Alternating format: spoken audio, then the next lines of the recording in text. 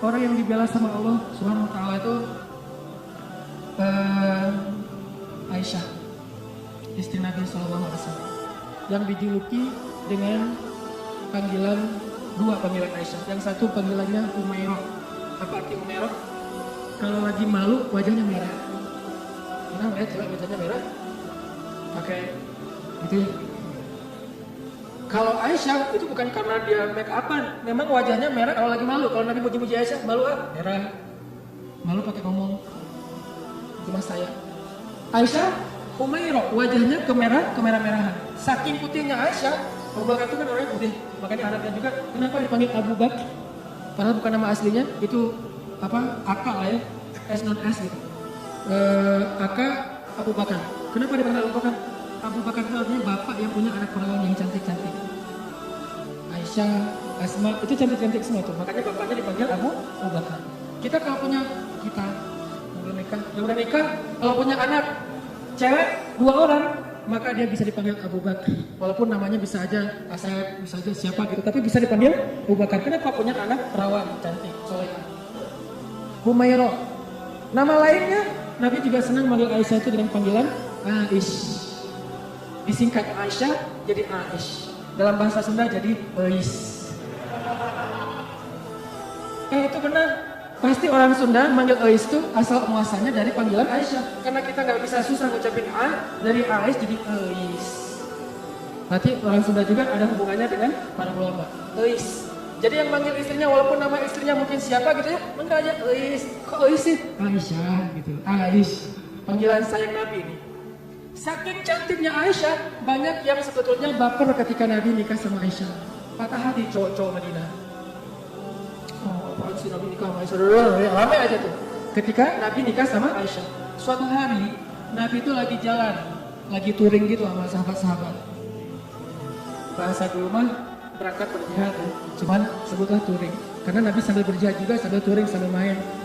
Nah, Nabi itu kan kalau berangkat touring bawa istri ya. Jadi kalau yang berangkat touring nggak bawa istri, kurang itu sunnah menurut saya. Touring memotoran bawa istri. Tadi jangan bawa jas hujan. Dia kalau hujan, mah, nggak pakai baju. Nah, Nabi lagi touring nih dengan para sahabat sekitar 1000 motor lah ya, bermerek kontak.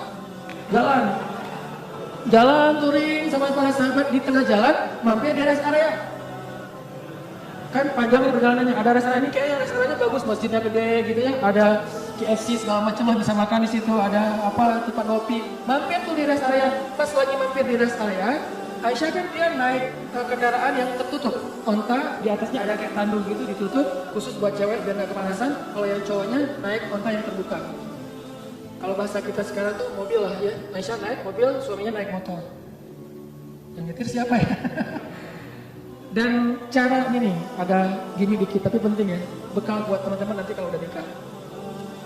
Nabi itu romantis banget sama istrinya. Kalau lagi touring gitu, istrinya pengen naik ke atas onta, maka Nabi akan jadikan lututnya sebagai tangga buat istrinya naik ke atas onta. Kan onta itu tinggi tuh, udah duduk juga pasti jangkung tinggi gitu kan, maka Nabi akan jongkok. Aisyah, akhirnya Aisyah nginjek lutut Nabi, dipegang sama tangan Nabi, dinaikkan ke atas onta. Itu cowok banget kan. Makanya kalau kita pengen naikin istri kita ke atas motor, waktu motornya bebek, nggak masalah. Motor bebek, udah diceperin lagi tuh, rendah gitu ya. Mah, apaan sih Pak, bisa sendiri kali gitu. Pengen ikut sunnah malah gagal.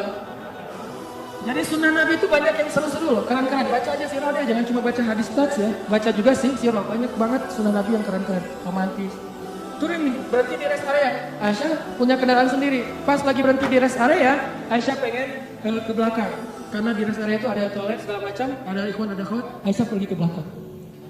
Waktu itu Aisyah pakai kalung yang diberikan oleh ibunya, kalung hadiah pernikahan. Cuman centelannya itu udah agak-agak longgar gitu. Pas lagi ke belakang, balik, baru sadar pas dipegang di dadanya, oh kalung saya jatuh hilang. Akhirnya minta izin ke Nabi, ya Rasulullah, kalung saya jatuh dari cari-cari dari tadi nggak nemu. Tolong cariin dong. Akhirnya Nabi pun nyari, nggak nemu, mengarahkan para sahabat nyari. Sampai akhirnya nemu pas sudah malam. Berhentinya sore, waktu asar sampai sunset. Sampai udah malam, akhirnya mereka baru nemu tuh kalung. Karena udah kemalaman, Nabi pun memutuskan ya udah kita bermalam di sini deh, gak usah lagi di perjalanan, berhentilah sahabat di situ. Karena rest areanya nggak terlalu besar, Dan airnya sedikit, akhirnya pas waktu subuh mereka tidak cukup air, nggak bisa penutup untuk sholat subuh. Mulailah muncul desas-desus, mulai muncul lagi tweet di antara para sahabat. Ada yang pertama nge-tweet, akhirnya pada repost, jadilah viral. Apa tweetnya? Ini gara-gara Aisyah nih. Kita nggak bisa sholat subuh, nggak punya air gara-gara Aisyah. Hashtag gara-gara Aisyah. Sebar. Wah pada sebel sama Aisyah, ini gara-gara Aisyah. Benar juga gara-gara Aisyah sih. Masalah kalung aja kok rame sih, lama-lama amat dan seterusnya. Kalungnya bisa beli lagi nanti di Madinah, rame aja di antara sahabat. Gara-gara mereka rame, turunlah ayat tentang tayamum. Itulah cerita di balik ayat tayamum di surat Al-Maidah. Kalau kalian nggak menemukan air, maka berwudulah dengan cara tayamum dengan debu-debu yang bersih. Diajarin sama Allah tekniknya, tutorial tayamum. Itu jelas tutorialnya di satu ayat. Setelah ayat itu turun, sahabat-sahabat mulai tweet yang baru. Gara-gara Aisyah tapi keren. Mulai pakai jempol emotikonnya. Tadi gara-gara Aisyah emotikonnya cemburu. Sekarang gara-gara Aisyah jempol emotikon tersenyum. Gara-gara Aisyah akhirnya kita punya keringanan fikih dalam berwudu, yaitu tayamum. Berkah Aisyah. Paginya Aisyah, wah rame aja.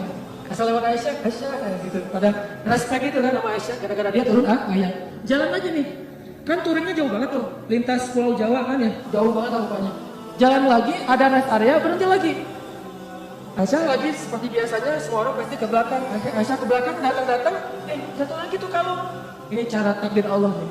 Jatuh lagi kalung, waktu itu Aisyah udah gak enak mau ngasih tahu Nabi. Daripada nonton viral lagi kan ya, jadi trending topik, ya udah deh buat cari sendiri aja. Lagi nyari-nyari di belakang, nyari-nyari kalung yang jatuh, Nabi memutuskan, ayo kita lanjutkan perjalanan. Sehingga para sahabat pun memberdirikan onta itu dan jalan. Nah tadi Aisyah kan masuknya di atas tandu. Waktu itu sahabat yang mengangkat tandu nggak sadar kalau di dalamnya Aisyah udah nggak ada. Kenapa? Itu menunjukkan bahwa Aisyah itu kurus. Itu komen ulama di hadis tersebut. Makanya kalau baca hadis jangan cuma baca teksnya, baca komennya juga biar lebih jelas gitu. Oh ternyata kata ulama Aisyah itu kurus. Kenapa bisa kurus? Dia rajin zumba. Zumbanya Aisyah, ngepel di rumah, beres dari sekolah itu zumbanya Aisyah. Jadi keringatan terus, sehingga badannya itu bagus. Nggak pernah lebih dari 55 kilo. Kalau ada di atas 55 kilo berarti Aisyah. Buat cewek ya, buat cewek. Aisyah itu masih kurus, jadi dia ada di dalam tandu nggak ada, sama aja nggak terlalu ngaruh. Karena berat tandu lebih berat daripada Aisyah. Begitu diangkat oleh para sahabat, nggak sadar kalau Aisyah udah nggak ada di dalam tandu. Jalanlah Nabi. Dia berangkat, semuanya pada jalan. Kalau di tol kan nggak bisa balik arah tuh, udah jalan-jalan aja, ketinggalan di rest area. Nah Aisyah lagi nyari-nyari, pas dia dapat, senang, udah dapat nih. Balik ke tempat Nabi tadi berhenti, ternyata pasukan Islam atau rombongan touring udah pada pergi. Ketinggalanlah Aisyah dari rombongan touringnya. Karena tertinggal, Aisyah pun berpikir nanti kalau Nabi sadar, pasti Nabi akan jemput lagi nih. Ya udah saya tunggu aja. Sambil nunggu, Aisyah pun duduk di sebuah batu bersandar. Karena nunggunya lama bersandar di batu, lama-lama ketiduran. Tertidur di sebuah batu gitu. Nabi kalau ngelakuin touring biasanya menempatkan seorang sahabat sebagai penyisir jalan di belakang. Takutnya ada barang ketinggalan, orang ketinggalan kayak gitu. Namanya Sofwan bin Mu'attal. Sofwan ini jomblo terkeren di Madinah. Anak Madinah yang keren, masih jomblo pula. Dan biasanya cewek-cewek kalau Sofwan lewat, Sofwan gitu. Sofwan itu terkenal paling keren. Kalau di Mekah yang keren kayak Sofwan itu Mus'ab bin Umair. Yang parfumnya nggak ada duanya, di Mekah cuma ada satu. Sehingga kalau Mus'ab lewat di sebuah gang, cewek-cewek langsung sadar, Mus'ab baru lewat, lah kenapa? Gua cium harumnya parfum Mus'ab. Kalau Mus'ab nyuci pakaiannya, maka orang berlomba-lomba pengen ngambil pakaian itu untuk cuci bareng dengan pakaian dia supaya parfumnya pindah. Saking kerennya parfum. Emang parfum gimana? Harga 100 mili ya? 100 mili yang kecil 20 juta. Karena saya pernah pas lagi umroh nyari-nyari parfum kayak gitu tuh di Bin Daud, di Hilton, di depan Masjidil Haram. Pas saya masuk, ditanya sama yang penjaganya, dari mana Indonesia? Nggak usah masuk deh. Kenapa? Indonesia bakhil katanya. Kalau Malaysia boleh masuk, kalau Indonesia nggak boleh, ini penghinaan nih kata saya nih. Masa orang Malaysia boleh masuk? Soalnya orang Malaysia kalau masuk beli. Kalau kita cuma window shopping gitu kan. Nggak pergi. Saya tanya, karena saya bisa bahasa Arab capruk. Anak uhibbu supermil lah pokoknya ya. Capruk aja banyakin ain aja pokoknya biar Arab gitu ya. Akhirnya dia nggak ngerti, udah masuk aja lah. Karena nggak ngerti ya, daripada rame masuk lihat parfum 1 mili ya, 100 mili yang kecil gitu. Harganya 20 juta. Pas saya lihat langsung gantungan. Wah 20 juta, berarti sekali pakai 100.000. Dijual sekali 100.000, 2 kali 200.000, sehari 500.000 pakai parfum doang. Itu Mus'ab bin Umair. Sofwan gitu juga tuh. Anak Madinah yang bisa dibilang cowok kece-nya Madinah lah. Lagi nyisir, pas sampai di rest area, ngeliat ada cewek lagi tidur di atas batu, bukan tidur lebih tepatnya bersandar di batu ketiduran.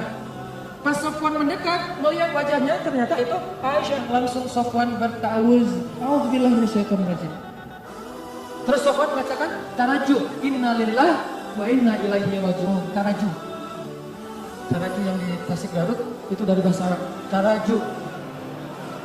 Apa arti taraju? Innalillah wa inna ilaihi raji'un. Taraju artinya mengucapkan innalillah.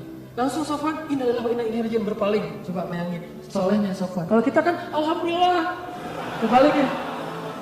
Kalau Sofwan innalillah, nih cowok keren tuh kayak gitu tuh. Innalillah. Kalau Maryam ngelihat Jibril, kan Maryam pernah lagi sendirian tuh di mihrab lagi berzikir, tiba-tiba datang cowok keren yang namanya Jibril. Jibril itu kan kalau turun ke bumi berwujud basyaron sawiyah, laki-laki yang sempurna. Pas Maryam ngelihat cowok keren gitu, apa kata Maryam? A'udzubillah.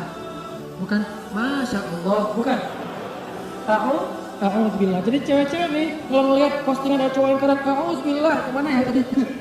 A'udzubillah aja, jangan dilihat. Yang cowok-cowoknya ada yang cewek keren, innalillah wa inna ilaihi raji'un. Jadi kalau cewek-cewek itu di luar dengerin ada yang tarajum, berarti ada yang keren tuh. Mana. Innalillah wa inna ilaihi raji'un. Karena ucapan tarajumnya keras, akhirnya Aisyah kaget dan bangun. Pas Aisyah bangun langsung Aisyah nunduk gitu karena malu kepada Sofwan. Sofwan gak banyak nanya Aisyah ngapain sendiri di sini nungguin saya ya? Enggak. Nih solehnya sahabat ya, biar kita bisa ngebandingin sama kita. Nggak nanya Aisyah lagi ngapain di sini, Aisyah kenapa duduk di situ, Aisyah enggak. Begitu udah selesai taraju, Aisyah bangun, Sofwan langsung mengambil ontanya, didudukkan di dekat Aisyah, terus Sofwan menjauh dan membelakangi. Untuk apa? Biar Aisyah naik ke atas onta dan Sofwan nggak ngelihat gimana cara si cewek itu naik. Kalau udah nikah romantis banget, kalau belum nikah terjaga banget. Tuh benar-benar orang-orang yang luar biasa. Belum nikah, dia menjauh. Gua gak pengen lihat gimana cara Aisyah naik di atas motor, kan naiknya cewek di atas motor, apalagi boncengan pas pulang sekolah kan agak sesuatu ya. Bahaya kan? Nah, Sofwan gak mau melihat itu. Cara cewek naik, walaupun Aisyah itu sangat terjaga auratnya, tapi masih Sofwan menjaga hatinya. Gak mau lihat melihat ke sana, tapi sebelah sana ada cermin, jadi bisa tembus. Gak ngelihat. Kalau di mall kan suka gitu ya, buang muka gitu ke arah cermin, biasanya bisa ngeliat dari sebelah sana. Bukan pengalaman ya. Pernah. Nah, akhirnya Sofwan menjauh membelakangi Aisyah. Dalam durasi kira-kira si cewek ini udah selesai naik ke atas unta. Begitu udah selesai, Sofwan datang ngambil tali kekang unta dan ditarik. Untanya berdiri jalan. Sofwan jalan kaki di depan, Aisyah naik di atas unta. Itu cara paling bagus boncengan. Jadi jangan dibonceng gitu. Apalagi ini ojek-ojek online ya. Kalau yang ordernya cewek, naik. Kita mah gak usah naik ke atas motor, di samping aja dorongin motor. Kenapa emang kok gitu caranya? Sofwan. Sofwan itu siapa? Gak pernah ikut talim ya. Makin sombong ya, makin ria. Sofwan narik tuh tali kekang onta. Aisyah di belakang. Gak pernah sekalipun Sofwan menoleh ke belakang. Aisyah butuh sesuatu? Enggak. Atau mungkin bisa miss call kalau ada apa-apa. Ini nomor saya, modus. Gak ada sama sekali. Aisyah gak diajak ngobrol. Aisyah kenapa tinggal sendiri dan segala macam. Gak sama sekali. Diam sepanjang perjalanan sampai di Madinah.